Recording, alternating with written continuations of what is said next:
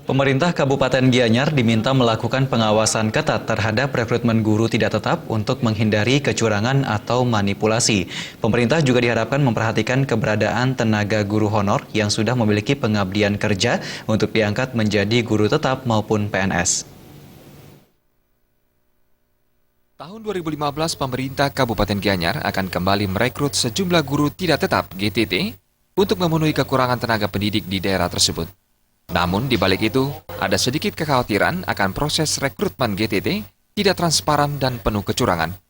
Karenanya, pemerintah dan masyarakat diharapkan ikut bersama-sama mengawasi proses ini, sehingga nantinya hasil rekrutmen mendapatkan guru yang benar-benar berkualitas. Anggota DPRD Bali Dapil Gianyar, Cok Asmara Putra menyatakan, selain proses rekrutmen yang menjadi perhatian utama, tidak kalah penting juga memperhatikan kepada tenaga honorer dan kontrak yang sudah memiliki pengalaman kerja untuk dijadikan tenaga PNS maupun guru tetap, bukan hanya mengedepankan titipan ataupun kepentingan tertentu. Dalam perekrutan itu saya kira perlu kiranya transparansi dan memberikan peluang juga bagi guru-guru honor, ya, guru-guru yang memang sudah mengabdikan dirinya kepada sekolah, kepada anak didik yang sudah